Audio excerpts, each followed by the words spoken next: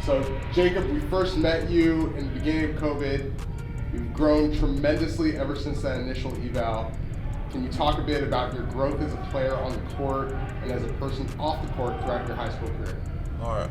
Thank you for that. I remember coming in COVID year, I was very skinny. I was working on my athleticism over the summer. I got into Olympic lifting, and then from there, it helped me expand my game and my dribbling aspect, and made me a better player overall.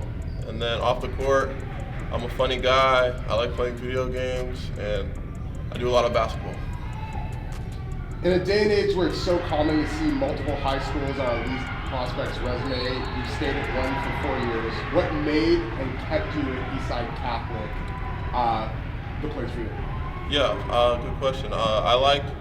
Me and my dad are like strong believers in staying home. Like once you pick an organization, like stay with it. And I didn't want to go through the path of like going to prep schools. I feel like I just want to represent my school. I've already done a lot for my school. And yeah, I love Coach Brent. He's helped me a lot. He's done a lot for me, and I want to take it back. And what would you say is the most important lessons you've learned throughout your time at Eastside? Keeping my head up and always going hard. I feel like the label under me was I didn't go hard all the time. I feel like I changed that, but yeah, I feel like I changed that overall. I'm working even more to get like better where I'm at. And what are Coach Merritt's expectations of you as a senior and a leader this year? He expects me to get Gatorade Player of the Year, average 30 points, and just just win it overall. We want to win the state championship. We're on the same page. I feel like I don't know if I'm playing right now, so I'm in a tough situation. I want to go undefeated, but because I'm out right now, I don't know if we got that. Of course, I think we're gonna win it, but it's not in my control as of right now.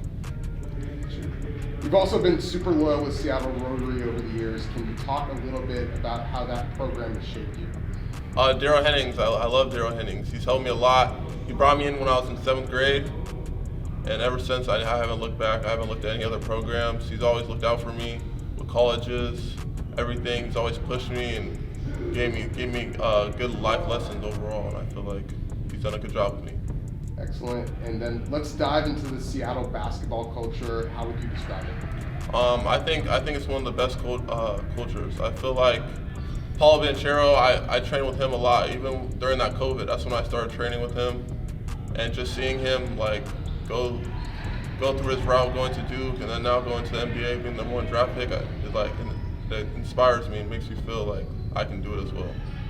And what current or former pros from the Seattle area have given you advice, and what has that advice been? I feel like a little bit of all of them. I can go Nate Robinson, Marjon Beauchamp, Paulo, Jamal Crawford, Nate Robinson, I think I might have said him. Pretty much all of them. They all reached out at least one time and said a little something to me, gave me a little advice. Yeah. What was that advice? Like what's one that stuck out to you? Jamal recently he told me it's like, here, one sec. He basically told me I have 2 paths in my life right now when I'm going to college. He said you can be a great college player, or you can it's on you. You can change your family's life, basically, he was telling me. He said you can be a good college player, or you can change your family's life. How hard you want this? Like you really have to outwork everyone. You have the capability to do that. You're signed to play for one of the best coaches in college basketball next season, Tony Bennett, Virginia. What was his message to you throughout the recruiting process? It was all genuine. I felt like they wanted me the most. I heard very great things about Tony Bennett, and he knows a little bit about my hometown too, so that was very welcoming. He coached at Wazoo, so it felt like home when I went down there on my visit as well. Same with assistant coach Ron Sanchez. Looks out for me, recruited me EYBL. That's the first time they've seen me, and they recruited me hard. And overall, I felt like that was just home for me. And Tony Bennett is just a really good guy, and I feel like I see myself going to the next level through his coaching. And has the coaching staff mentioned any previous players of theirs that they think you might emulate or play like within their system? Yes, I have. They have. I don't know their name off the top, but I have like watched film on those guys and seen like how they're gonna fit me in the system, and I feel like I'll thrive in their system. And it's a defensive school. I feel like with my God-gifted abilities that he gave me, with my height, my wingspan, I feel like that'll fit right in their system, and I can succeed in that defensive system. And have you connected with Joe Harris at all, the former Virginia player, NBA player? Oh, no, not from yet. Washington area. Yeah. I haven't actually, but he's a huge guy for UVA, so I haven't, not yet. Have you been watching a lot of Virginia's games? Yes, I watched a lot actually. And it's really inspiring to me, and I like how we're rolling so far. Awesome. And have you started to build a bond with your future teammates and fellow signee Ishan Sharma?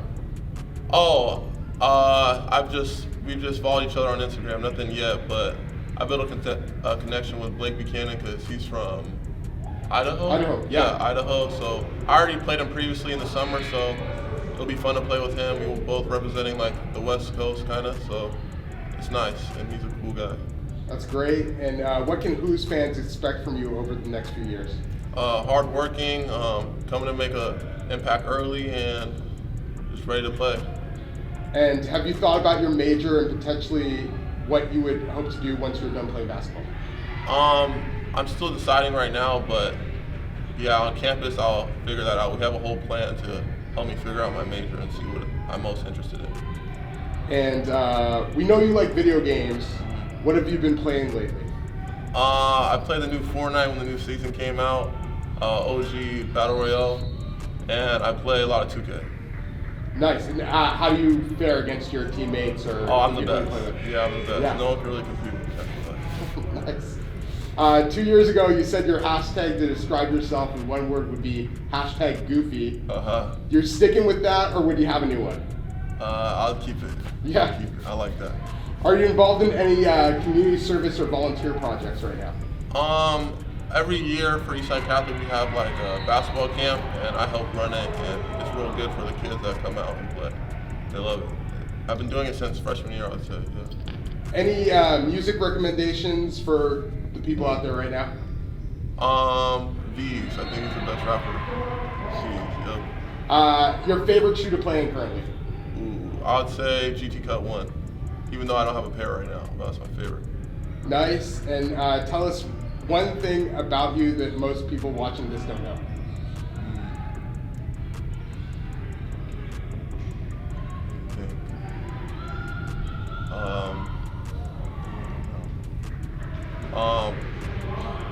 I like to dress. I don't know. I think I'm putting that out there that I like to put clothes on and stuff. Nice. I mean, Fashion. Yeah. Fashion conscious. Like it. 5 years from now, where do you see yourself? I'd say the NBA. I definitely believe I can do it.